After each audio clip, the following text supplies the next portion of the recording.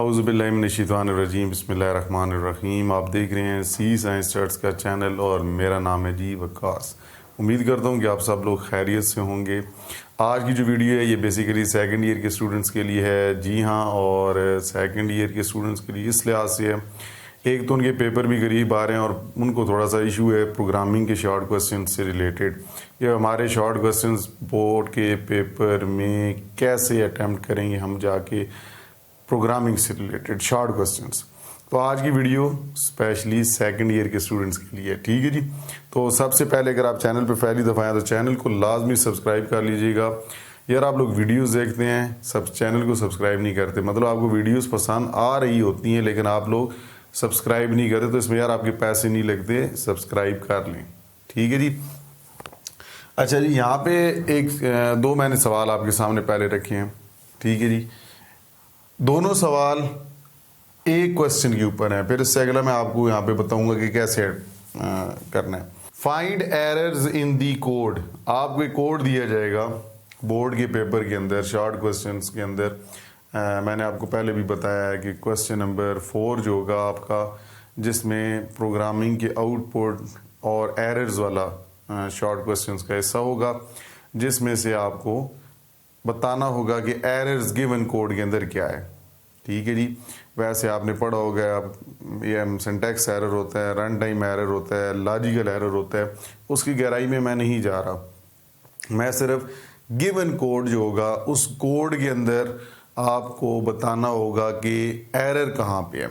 अच्छा, अब यहाँ मिसाल के तौर पे ये पहला क्वेश्चन है, इसमें लिखा हुआ है जी इंक्लूड, आगे ब्रैकेट है, एंगल ब्रैकेट, और आगे बड़े लफ्ज़ों में लिखा हुआ है स्टूडियो डॉट एच भी बड़े लफ्ज़ों में लिखा हुआ है, और एंगल ब्रैकेट क्लोज। ये आपकी पहली लाइन होगी, ये आपकी स्टेटमेंट पहली लाइन। फिर लिखा हुआ है जी वाइड, और ये छोटे लफ्ज़ों में है, मेन भी छोटे लफ्ज़ों में, आगे राउंड ब्रैकेट्स हैं। फिर डेलीमीटर्स जिन्हें हम करली ब्रेस या ओपनिंग ब्रैकेट कहते हैं, उसके अंदर एक स्टेटमेंट लिखी है प्रिंट एफ, ये भी स्मॉल केस लेटर में ही है। यहाँ पे ब्रैकेट के अंदर पाकिस्तान का लफ्ज़ लिखा हुआ है और ब्रैकेट क्लोज है, और आगे स्टेटमेंट टर्मिनेटर। स्टेटमेंट टर्मिनेटर इसकी बात कर रहा हूँ जी, ठीक है जी, जिसे हम कहते हैं जी सेमी कॉलन, ठीक है जी। ये स्टेटमेंट टर्मिनेटर होता है, मतलब आप इस तरह का एक डॉट लगा के नीचे उसके कॉमा लगाते हैं तो ये स्टेटमेंट टर्मिनेटर कहलाया जाता है। इसे स्टेटमेंट टर्मिनेटर कहते हैं इसी वजह से हैं कि ये स्टेटमेंट की एंड पे आता है, मतलब बताने के लिए कि यहाँ पे स्टेटमेंट ख़त्म हो गई है, ठीक है जी। अच्छा, उसके बाद ये ब्रैकेट क्लोज। अब ये एक गिवन कोड आपको सेम टू सेम इसी तरह पेपर के अंदर आएगा और आपसे पूछा जाएगा इसमें से एरर्स को आइडेंटिफाई करें। ऊपर सवाल क्या था, find errors in the code, given code या फॉलोइंग कोड, कि आपको जो कोड दिया जाएगा इसमें से एरर्स फाइंड करके बताएं। अब आपने करना ये है, जब आप आंसर लिखेंगे आपने कोड ठीक करके नहीं लिखना, आपने बताना है कि एरर किस जगह पर है और ये चीज़ नहीं होनी चाहिए थी, ठीक है जी। ये चीज़ नहीं होनी चाहिए थी, ये इस जगह पर मौजूद है। अब जगह से मुराद आपने लाइन नंबरिंग कर लेनी है, ठीक है जी।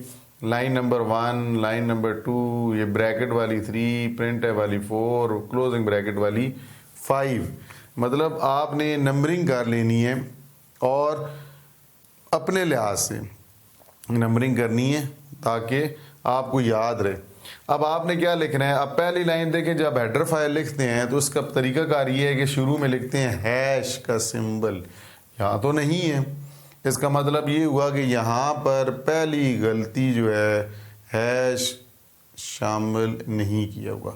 तो मैंने क्या लिखा जी, आपने पहला पॉइंट लिखना है, पॉइंट की सूरत में ये आपने बताना होगा इन फर्स्ट लाइन, क्योंकि ये हमारी पहली लाइन है, या ऑन फर्स्ट लाइन या इन फर्स्ट लाइन, आपकी अपनी मर्जी है।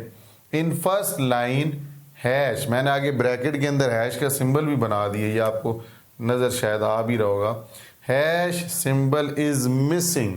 मैंने बताया कि जी पहली लाइन पर हैश का सिंबल मिसिंग है, मतलब यहाँ पे वो नहीं लिखा हुआ, ये एक गलती है जी, ये एक एरर है, ठीक है जी। इतनी मुश्किल चीज़ नहीं है यार, आप लोग सिर्फ प्रॉपरली अगर आपको सही तरह से पढ़ाया गया हो ना तो आपके लिए मुश्किल चीज़ नहीं है। लेकिन वही बात कि कुछ स्टूडेंट्स जो हैं अल्लाह वाले लोग हैं और कुछ टीचर्स अल्लाह वाले लोग हैं, उन सारे अपनी मर्ज़ी से चलते हैं। अच्छा जी, अब दूसरा पॉइंट, ये दूसरा पॉइंट है, ये लाइन नंबरिंग नहीं है, मैं दूसरा पॉइंट बता रहा हूँ। अब यहाँ पे देखिए, यहाँ कोई मसला नहीं है, लेकिन अभी पहले की बात करते हैं। इसमें एक और मसला भी था, हैश के साथ साथ studio.h बड़े लफ्ज़ों में लिखा हुआ है ये, ठीक है जी, ये कैपिटल लेटर्स में है, कैपिटल लेटर्स में नहीं होना चाहिए, ठीक है जी।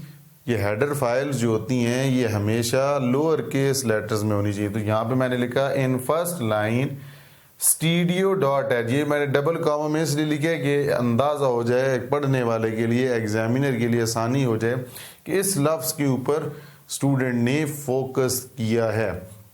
studio.h शुड बी, अब मैं उसको बता रहा हूं कि ये should be written in lower case letters, कि ये जो लफ्ज लिखा हुआ है हेडर फाइल का studio.h, इसको लोअर केस लेटर में होना चाहिए, शुड बी है, नहीं कहना, ये नहीं कहना कि एरर है, ये एरर तो हमें भी पता एरर है, उन्हें बताया बताएं कहाँ पे एरर है।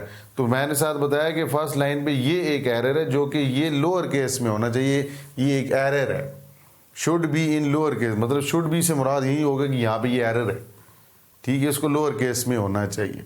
फिर आगे चलते जाए, अगली लाइन में कोई एरर नहीं, फिर कोई एरर नहीं। अगर फिर लाइन नंबर 4 पे आ जाए, लाइन नंबर 4 पे देखें, जब आप प्रिंट एफ के बाद यहाँ पे ब्रैकेट के अंदर कोई भी टेक्स्ट प्रिंट करेंगे तो आपको ये देखना है कि क्या वो करैक्टर है, क्या वो स्ट्रिंग है, ठीक है।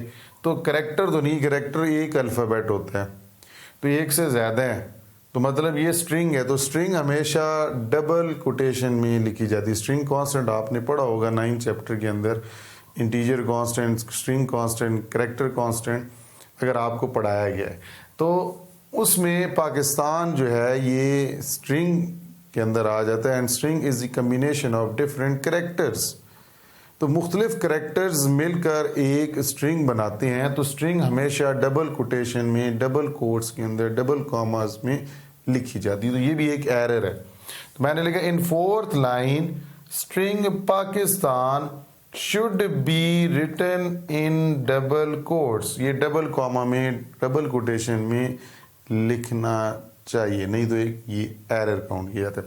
तो ये ही एरर थे, बाकी तो कोई एरर नहीं है। तो ये आपका सवाल यहाँ पे कंप्लीट हो गया।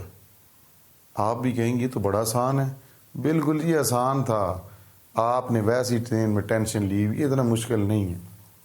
अच्छा जी, उम्मीद करता हूँ कि ये आपको सवाल समझ आ गया होगा। अब बात करते हैं सवाल नंबर 2 की, वो भी इसी का रिश्तेदार ही है। अच्छा, अब देखिए यहाँ पे भी इसी तरह के कोड दिए हुए हैं। अच्छा, अब यहाँ पे ये मत समझना कि आपने हेडर फाइल नहीं दी तो ये एक एरर है, नहीं, ये एरर नहीं होगा। जो आपको गिवन कोड दिया गया है इसी में से एरर निकालना है, आपने इसी में से एरर निकालना है जो आपको कोड दिया गया है। समझ आ गई जी। अब इसमें अगर देखें तो आपने फिर लाइन नंबरिंग कर लेनी है 1 2 3 4 एंड 5, ठीक है। मैंने आहिस्ता आहिस्ता लाइन नंबरिंग बोली ताकि आपको समझ आ जाए।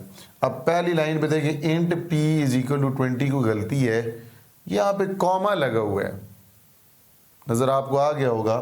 20 के बाद कॉमा है, कॉमा तो नहीं होता स्टेटमेंट के एंड पे, जी हाँ, क्या होता है जी, सेमी कोलन, स्टेटमेंट टर्मिनेटर होता है। तो पहला एरर आ गया, तो मैंने लिखा in first line statement terminator should be used instead of, sorry semi colon लिख दिया, यहाँ पे चेंज कर देते हैं, instead of comma, semi colon नहीं, इंस्टेड ऑफ, यहाँ पे मैं ये मार इसे लिख देता हूँ ताकि आसान नजर आपको आ जाए। इन फर्स्ट लाइन, ये गलती से मेरी गलती थी, ठीक है जी। अब आपने मेरी गलती अगर पकड़ ली है तो समझ ले आप सीख हैं कुछ। In first line statement terminator should be use instead of comma at the end of the state.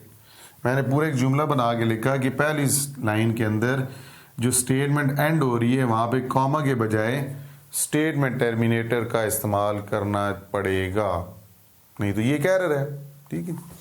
अच्छा, उसके बाद अगर आए if price is equal to 0, इसमें अभी तक तो कोई एरर नहीं है, क्योंकि इफ़ के बाद कंडीशन है, कंडीशन के बाद तो कोई स्टेटमेंट टर्मिनेटर नहीं होता। आगे लिखा हुआ है प्राइस इज इक्वल टू 0 और else price is equal to 2। अब इस पे देखें, प्राइस इज इक्वल टू 0 के आगे स्टेटमेंट टर्मिनेटर है, ठीक है।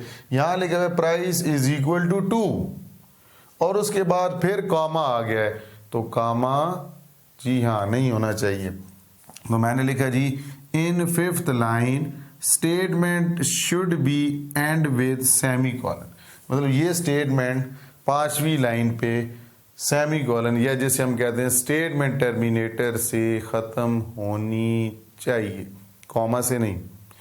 अच्छा, अब एक और चीज़ अगर आप देखें, यहाँ पर जी ये P है और इस जगह पे दोनों पे प्राइस है, ठीक है। मतलब अगर ये इफ़ एल्स आपने प्रोग्रामिंग तो की होगी ना यार, अब ये नहीं कह देना कि ये भी हमें नहीं आती। इफ़ प्राइस डबल इक्वल होती है, कंपैरिजन कर रहे हैं क्या 0 के बराबर है तो प्राइस की वैल्यू 0 कर दो, अगर नहीं है बराबर तो एल्स वाला कोड चल जाएगा, प्राइस की वैल्यू 2 कर दो। लेकिन ऊपर हमने तो P डिक्लेयर किया हुआ है, प्राइस वाला वेरिएबल डिक्लेयर ही नहीं है, तो आप उसको कैसे इस्तेमाल कर सकते हैं? ये भी एक एरर है जी हाँ। सिर्फ आपने ऊपर P दिया नीचे प्राइस दिया, तो ये तो वेरिएबल ही डिफरेंट हो गए, तो ये भी एक एरर काउंट किया जाएगा। तो इसलिए मैंने लिखा है, वैसे तो ये आप सेकंड पॉइंट लिखना चाहिए, मैंने थर्ड लिख दिया है। Price variable should be declared before use. इसको इस्तेमाल करने से पहले आपको वेरिएबल डिक्लेयर करना पड़ेगा, क्योंकि आपने डिक्लेयर क्या किए हुए है? पी नहीं, आपने डिक्लेयर करना है प्राइस। आगे प्राइस की बेस पर आप चल रहे हैं, तो प्राइस डिक्लेयर करना पड़ेगा, तो ये भी एक एरर है। तो अभी आज के लिए सिर्फ ये इसी तरह के सवाल यार आपके बोर्ड के पेपर में आने हैं। मैं आपको पहले से बता रहा हूँ कि बोर्ड का जो पेपर होगा उसमें इसी तरह के एरर आप वाले सवाल आएंगे। अब आप कहेंगे आउटपुट वाला किधर है, तो वो अगली वीडियो जो है वो आउटपुट वाले होंगे जी हाँ। और आपको फिर चैनल को सब्सक्राइब भी करना है ना यार, आपने अगर वो अगली वीडियो देखनी है। लेकिन अगर आपको आते हैं तो ये तो गुड हो गया जी, बहुत अच्छी बात है, लेकिन चैनल को सब्सक्राइब लाजमी करना है। आपके पैसे नहीं कटते, चैनल को सब्सक्राइब करने से, नोटिफिकेशन वाले आइकन को क्लिक करने से आपको वीडियो की एक नोटिफिकेशन फॉर्म में मैसेज मिल जाता है कि जब वीडियो मैं अपलोड करता हूँ, ठीक है जी। तो चैनल पे जब आप आते हैं तो यार सब्सक्राइब भी कर लें और घंटी के आइकन को भी क्लिक कर लें। तो उम्मीद करता हूँ कि यार आपको ये चीज़ जो आज पढ़ाई है, ये टॉपिक जो पढ़ाया है, छोटा सा एक टॉपिक, आपको समझ आ गया होगा। अब आपके लिए आसानी होगी है कि उम्मीद करता हूँ कि आपके लिए आसानी हो गई होगी कि आप बोर्ड के पेपर में आप इसको अटैम्प्ट अच्छी तरह कर लेंगे। तो इंशाल्लाह नेक्स्ट वीडियो में आपसे मुलाकात होगी, तब तक के लिए अल्लाह हाफिज़।